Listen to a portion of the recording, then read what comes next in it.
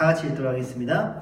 그때 요한의 제자들이 예수께 나와 이르되 우리와 바리새인들은 금식하는데 어찌하여 당신의 제자들은 금식하지 아니하나이까? 예수께서 그들에게 이르시되 혼인집 손님들이 신랑과 함께 있을 동안에 슬퍼할 수 있느냐? 그러나 신랑을 빼앗길 날이 이르리니 그때는 금식할 것이니라. 생배 조각을 낡은 옷에 붙이는 자가 없나니 이는 기운 것이 그 옷을 당기어 헤어짐이 더하게 되며 새 포도주를 낡은 가죽 부대에 넣지 아니하나니 그렇게 하면 부대가 터져 포도주도 쏟아지고 부대도 버리게 됨이라. 새 포도주는 새 부대에 넣어야 둘이 다 보존되느니라. 이는 우리에게 주신 살아계신 하나님의 말씀입니다. 자리에 앉으시기 바랍니다. 새 포도주는 새 부대. 이는 선교를 향한 우리의 자세이기도 하고요. 또 우리 사도신경을 듣고 나서 지금까지 13번에 걸쳐서 우리가 말씀 듣지 않았습니까? 그 말씀을 정리하고 또 그것을 적용한다고 생각하시고 우리가 이 말씀을 고르게 받들었으면 좋겠습니다. 과거 일입니다. 한 15, 16년 전 일인 것 같은데요. 저희 친형의 친구의 부친께서 오랜 병환으로 별세를 하셨습니다. 장례는요, 장례식장이 아닌 집에서 치러졌고요. 그리고 이웃들은 슬픔을 위로하고자 차례대로 조문을 하기 시작했습니다. 그리고 그 아들 친구들도 조문을 한 후에 차려진 음식들을 이제 나누기 시작했죠. 근데 그 후에 그들이 음식을 먹고 난 그 다음 행동에 저는 경악을 금치 못했습니다. 왜냐하면요, 30대에 접어들지도 않은 그들이요, 화투판을 펴놓고 화투를 치고 있었기 때문이에요. 예. 시골에는 이런 문화가 있죠.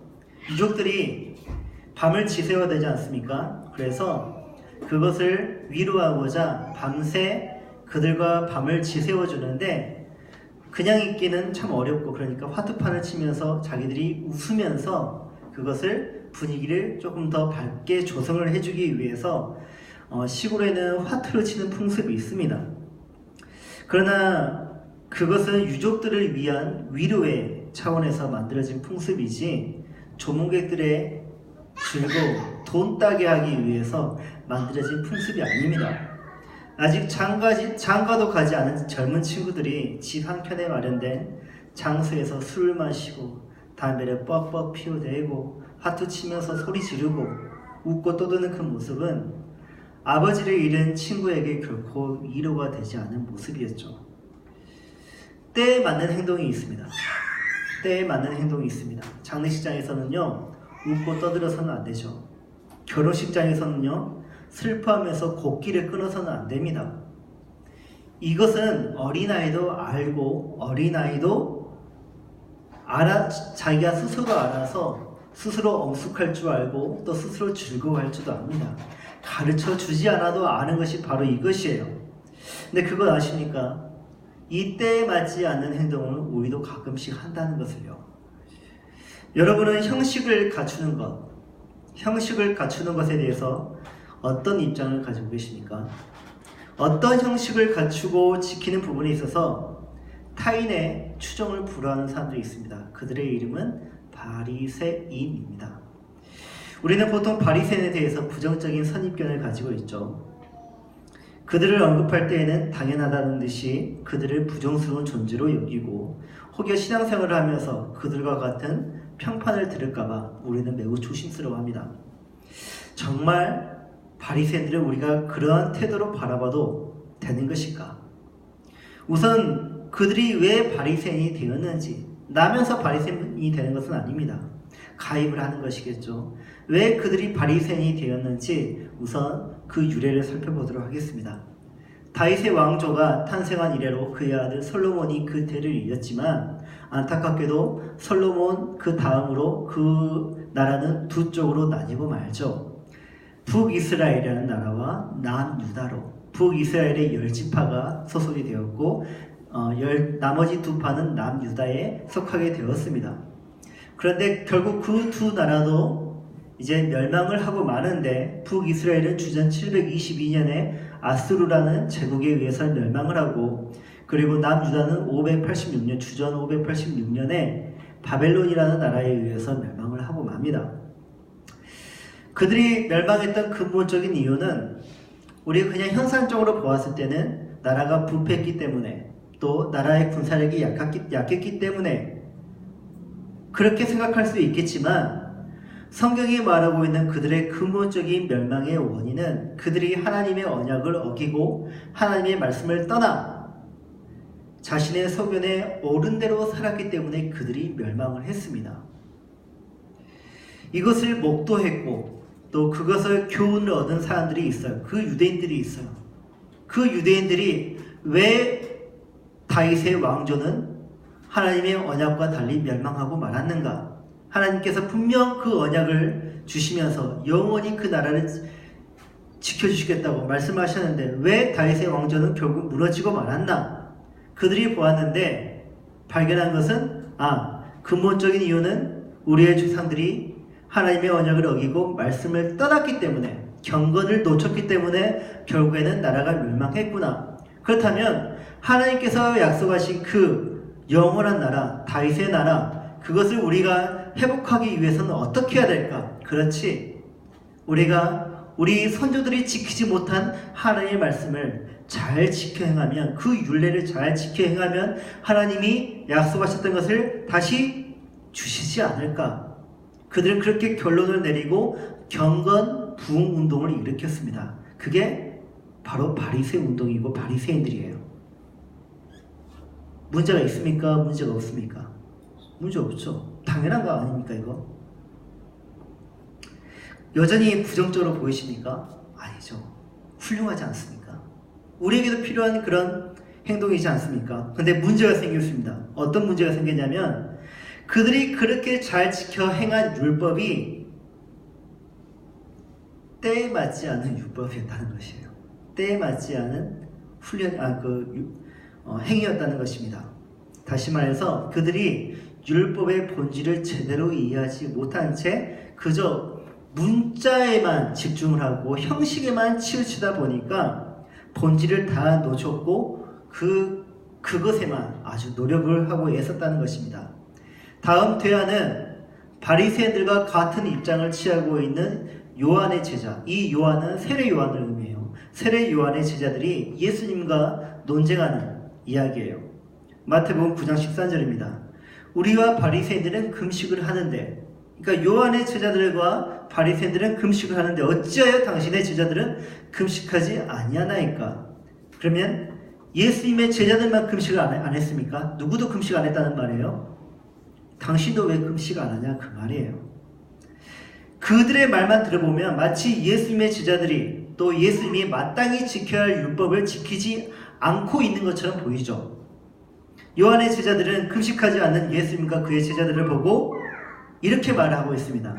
당신들이 금식하는 우리와 같이 금식하지 않는 것은 경건하지 못한 행동이며 구원받지 못한 행동이고 모든 유대인들이 지키는 율법을 무시하는 행동이기에 당신들은 하나님 앞에서 심각한 범죄를 저지르고 있습니다 라고 고발을 하고 있는 것과 같습니다. 이에 예수님이 다음과 같이 대응하시죠. 혼인집 손님들이 신랑과 함께 있을 동안에 슬퍼할 수 있느냐? 그러나 신랑을 빼앗긴 날이 이르니 그때에는 금식할 것이니라. 예수님은 요한의 제자들에게 지금은 금식할 때가 아니야 라고 지금 말씀을 해주시죠. 금식이 잘못된 형식이라는 것이 아니에요. 금식을 해서는 안 된다고 말씀하시는 것이 아니라 금식은 신랑을 빼앗겼을 때 하라는 것이에요. 신랑을 빼앗겼을 때, 그 말은 신랑이 죽었을 때, 그때 금식을 하라는 것이지 지금은 혼인집에 있다, 우리가 즐거워할 때이다, 곡기를 끊을 때가 아니라 함께 즐거워하며 음식을 먹고 마실 때이다 하면서 율법의 정신을 훼손하는 일이라고 오히려 예수님은 반박을 하십니다. 여러분, 금식은 신앙을 지키고 돕는데 매우 훌륭한 형식이자 도구이죠. 그렇다면 금식은 언제 하는 것일까요? 이사야서 58장에 하나님께서 기뻐하시는 금식이 나오는데 첫 번째, 금식은 성도의 목소리를 하나님께 상달하게 하려는데 그 목적을 두고 있습니다. 어떤 의미인지 알겠죠?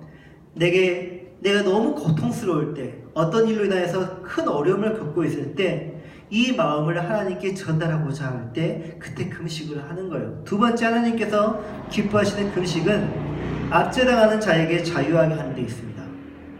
금식과 압제당하는 자하고 무슨 상관이 있는 것일까요? 금식은 내 형제가 압제당하고 있어요. 그때 금식을 하라는 것이에요.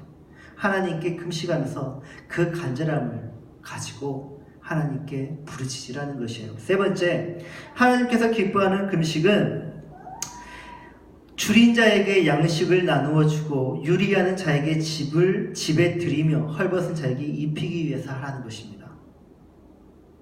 내가 금식하면 무엇이 소비되지 않죠? 내가 먹을 음식이 소비되지 않죠. 그 음식을 주인 자에게 나눠주라는 것이에요. 금식은 이렇게 하는 것이에요. 내 것을 전략하기 위해서 하는 것이 아니라 무언가를 성취하기 위해서 하는 것이 아니라 남에게 보이기 위해서 하는 것이 아니라 나의 경건 훈련을 위해서 하는 것이 아니라 내 것을 나누고 주고 싶을 때 내 것을 먹지 않고 내 것을 전략해가지고 그것을 나누어 주는 것이 금식의 목적이라는 것이에요. 이처럼 금식은 하나님을 영화롭게 하고 이웃을 사랑하는 데 그 목적을 두어야 합니다. 성도는 금식을 해야 합니까? 해야 하겠죠. 해야 하죠. 그러나 금식을 할 때에는 반드시 하나님께서 명하신 목적을 두고 때에 따라 적절히 행해야 합니다. 다른 신앙행위도 다 마찬가지예요. 모두 다 그 목적에 따라 때에 맞춰 해야지. 네가 하니까 나도 해야겠네. 내가 하니까 너도 해야 되지 않겠니? 하고 맹목적인 신앙행위는 우리는 버려야 합니다. 여러분, 지금은 말씀을 들을 때이죠. 지금은 말씀을 들을 때인데 갑자기 지금 도로가 사기가 얼마나 중요한데 목사님은 설교를 왜 저렇게 길게 하실까 하면서 혼자 빠져나와가지고 얼른 도로가 사역을 하는 그 포장을 하고 있어요. 그 열정을 여러분은 칭찬할 수 있겠습니까? 그 구제사역은 때에 맞지 않은 구제사역이에요. 지금은 말씀을 들을 때이지 구제사역을 할 때가 아니라는 말입니다. 제가 오늘 여러분에게 전하고 싶은 말씀은 금식이 아니에요. 형식을 너무 중요하게 생각하지 말라고 설득하는 것은 더더욱 아닙니다. 저는 지금 형식을 더욱더 강조하기 위해서 오늘 말씀을 전하는 것입니다. 왜냐하면 형식이 없는 믿음은, 형식이 빠진 믿음은 쉽게 망쳐지기 때문입니다. 우리는 보통 형식을 배제하려고 하죠. 그것은 너무 형식적이야 하면서 형식을 안 좋은 곳으로 치부하려는 경향을 우리 자신에게도 또 우리 주변 사람들에게도 자주 볼 수가 있습니다. 여러분도 형식이 안 좋은 것, 없어도 되는 것, 굳이 형식을 차리지 않아도 되는 것이라고 생각하십니까? 더욱이 우리 기독교인들, 특히 우리 개신교도들은 바리새인들의 영향을 너무 많이 받아가지고 형식을 어떻게 있든지 배제하려고 하는 그런 경향이 있습니다. 그래야만 본질을 더 잘 지켜 행할 수 있다고 생각을 해요. 정말 그럴까요? 예를 들어보도록 하죠. 프랑스의 그 포도주를 만드는 명인이 있습니다. 그 명인이 만든 포도주가 있는데 빈티지가 50년이나 되었어요. 최고급이겠죠. 근데 그게 한 말 정도밖에 없어요. 이 포도주가 지금 여러분에게 있다고 해봅시다. 여러분은 이것을 어떻게 하겠습니까? 저 같으면 세계 최고 유리병 제작을 하는 장인에게 거기에 걸맞는 유리병을 주문 제작해가지고 포도주를 거기에 담을 것입니다. 멋지게 라벨도 붙일 것입니다. 그리고 아주 적정한 그런 온도와 그 그늘에 넣어가지고 그것을 보관할 것입니다. 그런데 어떤 사람이 저한테 하는 말이, 그건 너무 형식적이야. 본질은 포도주야. 병이 중요한 게 아니야. 포도주야. 본질인 포도주가 중요하니까 아무 것에다 담아도 괜찮아. 여기 빈 소주병이 있네? 나는 여기 소주병에다 담을래. 여러분이 이 사람이 현명하다고 과연 말할 수 있겠습니까? 최고급 포도주를 왜 최고의 병에 담은 줄 아십니까? 그 이유는요, 본질을 더 잘 지키기 위해서입니다. 본질을 더 아름답고 향기롭게 하기 위해서, 본질을 더 본질답게 하기 위해서 최고급 포도주를 최고급 병에 담는 것입니다. 사람도 그렇습니다.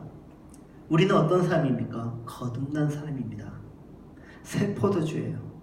예수님의 십자가의 죽으심으로 새롭게 태어난 우리는 거듭난 사람들입니다. 거듭난 사람의 가치가 어느 정도 되신 줄 아십니까? 우리의 가치가, 우리의 영혼의 가치가 어느 정도 되는 줄 아십니까? 예수 그리스도의 목숨값입니다. 신의 아들의 목숨값이 우리 영혼의 값이에요. 그런 우리를 담고 있는 형식은 어때야 하겠습니까? 그 거듭난 사람을 담고 있는 우리의 모든 행위는, 이 몸뚱아리는 어때야 되겠습니까? 이에 대해서 고민을 하는 우리에게 예수님은 이렇게 말씀하십니다. 새 포도주를 낡은 가죽 부대에 넣지 아니하나니 그렇게 하면 부대가 터져 포도주도 쏟아지고 부대도 버리게 됩니다. 새 포도주는 새 부대에 넣어야 둘 다 보존되느니라. 사도 바울의 이야기를 들려드릴게요. 사도 바울은 주후 36년에 다메섹으로 가는 길에 예수님을 만나서 회심한 사람입니다.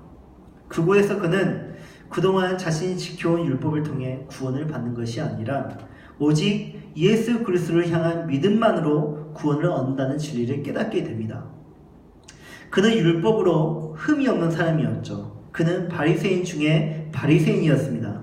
그래서 그는 스스로 거룩한 자라 여겼고, 그리고 자신의 의에 대해서, 구원의 의에 대해서 조금도 의심을 하지 않았어요. 자신은 율법에 완벽했기 때문에 그 의로 인하여서 구원에 대해서 조금도 의심도 하지 않았습니다.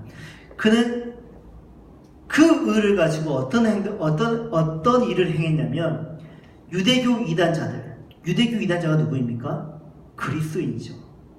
그리스도인들을 죽이러 다메섹으로 향하고 있었어요. 왜냐? 다메섹에 유대교 이단자들, 그리스도인들이 많다는 소식을 들었기 때문이죠.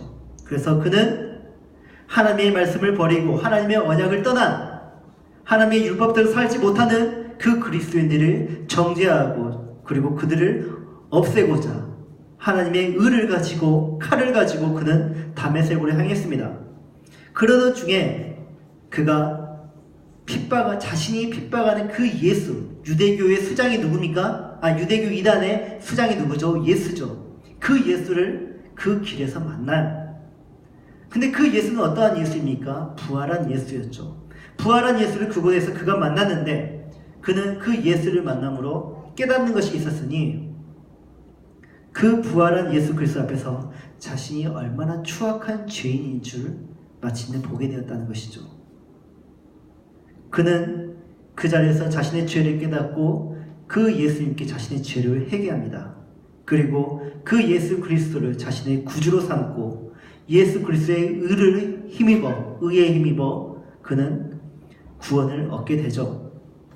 그는 자신과 같은 위치와 생각을 품고 있는 유대인들에게, 그리고 그 복음을 알지 못하는 이방인들에게 오직 믿음으로 구원을 얻는다라고 이신칭의의 교리, 오직 믿음으로써 의롭다 칭함을 얻는다는 이신칭의 교리를 선포합니다. 그런데 바울이 복음을 전할 때마다 그들이 그대로 이렇게 수용을 하는 것이 아니라 오히려 신학적인 논쟁과 시비가 붙었어요. 어떻게 구원을 믿음으로만 얻느냐? 하나님이 왜 우리에게 율법을 주셨겠느냐? 그것을 지켜 행하라고 하신 이유가 무엇이겠느냐? 언약이 말하고 있는 것이 무엇이냐? 율법을 잘 지켜 행하면 복을 주시겠다는 것이 하나님의 뜻이지 않느냐? 우리가 율법을 잘 지켜야만 구원을 얻을 수 있다는 것이 언약이 말하고 있는 것이고 율법이 말하고 있는 것인데, 어떻게 너는 믿음으로만 구원을 얻을 수 있다고 그렇게 말을 할 수가 있느냐? 그렇다면 율법을 폐기해야 되냐? 율법을 지키지 않아도 되는 것이냐? 라고 그렇게 반박을 했고 시비가 붙었습니다. 이 문제는 복음을 전하는데 모순이 되었죠. 난제가 되었습니다. 그래서 예루살렘 교회에서 회의가 열렸습니다.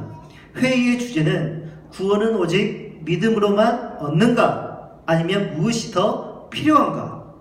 이게 회의의 주제였습니다. 예루살렘 회의에서 결론을 내렸습니다. 구원은 오직 믿음으로만 얻는다. 문제는 여기에서 벌어져요. 우리 역시 이 같은 문제로 고민을 합니다. 아, 그렇구나. 오직 믿음으로만 구원을 얻고 그 믿기만 하면, 한번 믿기만 하면 구원을 이미 따놓은 당상이니 그 구원은 절대로 취소되지 않으니 이제 율법을 지키지 않아도 되겠고 열심히 신앙생활을 하지도 않아도 되겠고 예식을 굳이 차려서 행하지 않아도 되겠구나 하고 그들은 결론을 내려버립니다. 이런 식으로 이신층의 교리를 오해하면서 행위에 대한, 형식에 대한 무용론이 생기고 맙니다. 여러분, 우리를 구원하는 믿음은 어떻게 해서 얻어진 믿음입니까? 예수 그리스도의 대속의 죽음으로 얻어진 믿음이며 얻어진 구원의 의 아닙니까? 그렇다면 그 믿음을 어떤 삶에 담아야 하는 것이 마땅하겠습니까? 그 삶은 그 안에 담겨진 값진 믿음을 어떻게 담아내야 할까요? 그런데 앞서 이신층의 교리에 대해 오해를 가진 몇몇의 그리스도인들은 그 은혜를 값진 은혜가 아니라 값싼 은혜로 만들어가지고 믿음을 왜곡시키는, 자기 마음대로 사는 삶을 살고 맙니다. 새 포도주를 옛 삶과 같거나 그보다 못한 삶인 낡은 부대에 담는 사람들. 예수께서 말씀하셨듯이 결국 부대는 터지고 말 것이고 그리고 포도주는 다 쏟아지고 말 것이며 둘 다 보존되지 못할 것입니다. 새 포도주는 어디에 담아야 한다고요? 새 부대에 담아야 한다고요. 여러분의 삶은 여러분을 구원한 그 믿음을 잘 담고 있습니까? 여러분의 모든 삶의 형식은 새 포도주와 관련되어 있습니까? 우리의 삶은 오직 새 포도주와 관련되어 있습니다. 쉬어버리고 썩어버린 포도주가 아니라 우리는 새 포도주를 담을 부대란 말입니다. 우리의 거듭난 영혼은 새 포도주예요. 자신의 현재 처지를 생각하면 이 사실을 인정하기 어려울 수도 있습니다. 여러분에게 예수 그리스도를 향한 믿음이 있고 의지하고 순종하기를 원하는 마음이 있다면 여러분은 이미 거듭난 사람 맞습니다. 이를 의심하지 마십시오. 그런데 우리는 왜 자신이 새 포도주라는 사실을 받아들이기 힘겨워하는 것일까요? 그 이유는요, 새 포도주를 담은 부대인 내 자신이 새 포도주만큼 값어치가 없다고 생각하기 때문이에요. 신앙과 삶을 일치해야 한다고 우리는 곧잘 들어왔습니다. 그리고 여러분 그것에 동의를 하고 있습니다. 의심하지 않죠? 맞죠? 신앙과 삶은 일치해야 합니다. 삶의 균형이 있어야 합니다. 그러나 내 자신의 삶을 살펴보며 돌아보면 내 신앙과 삶은 상당한 괴리감이 있다는 것을 발견할 수가 있어요. 내 삶은 그 하나님의 신앙을 담아내기에 턱없이 부족하고 그 삶을 통해 믿음을 증거하자니 너무나 부끄럽고 형편이 없습니다. 그것을 보면 내게 믿음이 너무나 부족하고 연약하다는 것을 알게 되고 뿐만 아니라 내게 믿음이 있는지 없는지조차 의심이 가기 시작합니다. 늘 믿음에 대해서는 자신감이 없어요. 그렇다 보니까 구원의 확신도 없어요. 3살 버릇 8가지 간다는 속담이 있죠. 버릇은 누가 만드는 것입니까? 사람이 만들죠. 버릇은 사람이 만듭니다. 본인이 만듭니다. 그러나 어느 정도 나이가 들면요, 그 버릇이 그 사람을 만듭니다. 그 사람이 어떤 사람인지, 어떻게 될 사람인지 버릇이 그것을 말을 해주어요. 버릇은 그래서 매우 중요합니다. 버릇은 무엇입니까? 형식이에요. 형식. 삶의 형식. 여러분의 지금은 어디에 있습니까? 믿음의 거룩한 버릇을 만들고 있는 중입니까? 아니면 여러분이 만들어 놓은 버릇에 의해 만들어진 그 자아를 보고 있습니까? 아, 그렇구나. 지금이라도 거룩한 버릇을 만들고 하나하나 실행하면 새 포도주를 담아낼 만한 좋은 새 부대가 될 수 있겠구나 라고 생각했다면 절반은 맞았고 절반은 틀렸습니다. 새 포도주를 담기 위해서 우리의 삶은 거룩할 필요가 있습니다. 그러나 그 모든 것은 우리의 의지로만은 불가능해요. 다시 말해 우리의 거룩한 삶은 우리의 노력이 필요하면서도 동시에 성령 하나님의 도우심이 필요합니다. 그래서 하나님께서 우리에게 율법을 주신 것이에요. 더 나아가 하나님은 그 율법을 통해 믿음의 시련을 주셔요. 믿음의 시련. 우리는 율법을 지키다 보면요, 우리는 형식을 갖추고 믿음 생활을 하다 보면요, 믿음의 시련을 겪어요. 우리의 삶을 거룩으로 이끌기 위해 하나님은 우리에게 율법을 주셨습니다. 율법은 새 포도주를 담는 새 부대인 우리의 삶에 거룩한 형식을 갖추도록 만들어줘요. 도와줍니다. 그러나 우리가 그 형식 때문에 또 넘어져요. 왜냐하면 율법 하나하나 지켜내기가 버겁기 때문입니다. 어렵습니다. 게다가 이것이 맞는지도 모르겠어요. 무엇이 더 거룩한 삶인지, 무엇이 더 옳은 것인지, 무엇이 바른 결정인지 우리는 그것을 판단하기가 매우 어렵다는 것이에요. 예를 들어 봅시다. 3교대를 하는 직장이 있습니다. 매우 많죠. 3교대를 하고 있는.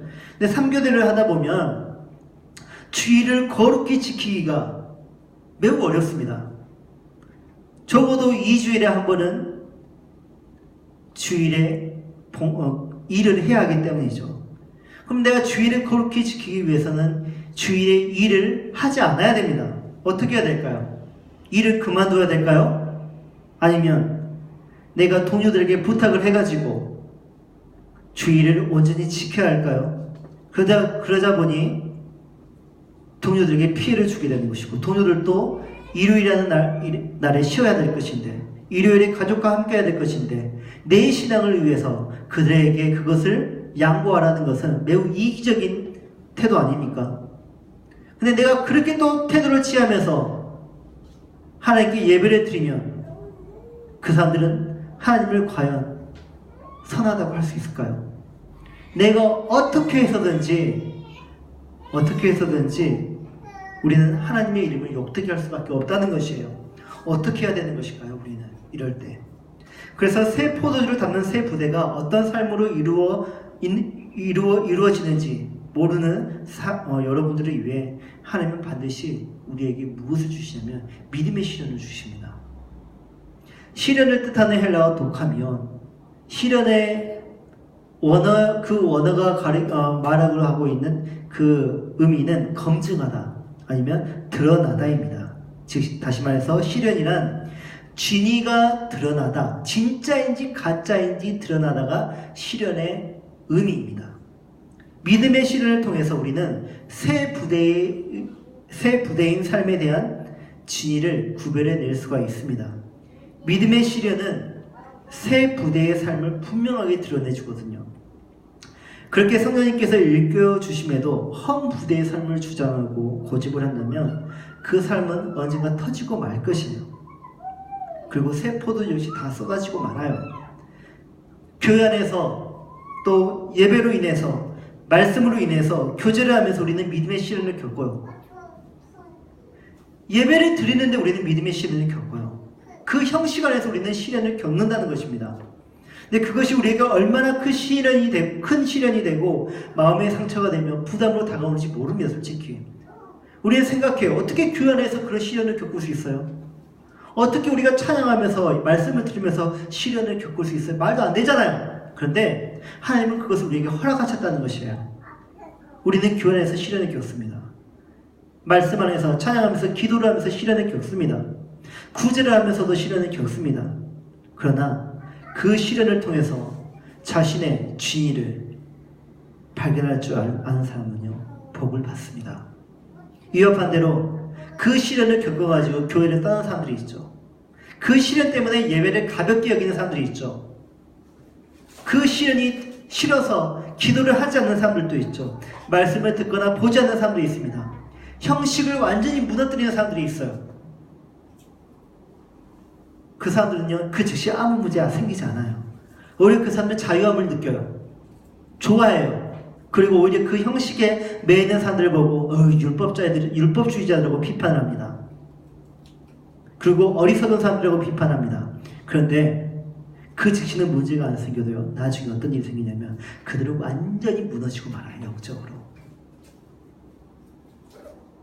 성도는 항상 교회 안에 있어야 돼요. 성도는 항상 예배를 드려야 돼요. 성도는 항상 기도를 해야 되고 말씀을 볼 줄 알아야 되고 말씀을 묵상할 줄 알아야 되며 성도는 항상 교제를 할 줄 알아야 됩니다.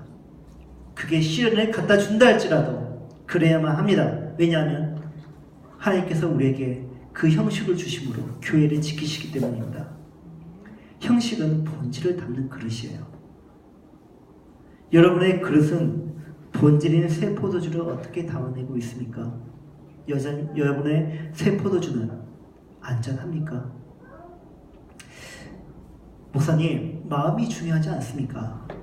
하나님은 우리의 마음을 다 아시니 굳이 우리가 표현을 하지 않아도 형식을 갖추지 않아도 다 이해해 주시지 않을까요? 형식은 중요하지 않는 것 같아요. 마음이 중요하죠. 정말 그럴까요? 여러분이 회사를 다니고 있다면 만약 회사를 다닌다고 해봅시다. 지친 업무가 너무 많아가지고 매일 지쳐 있어요. 그런데 매일 야근이에요. 잠을 서너 시간밖에 잠을 못 자요. 그런데 부장이 와서 하는 말이 누구시 내 마음 알지? 하면서 등을 탁 토닥토닥 걸어줘요. 여러분, 마음 알 수 있어요? 없어요? 없어요. 그 마음은 어떻게 표현되어야 알 수가 있나요?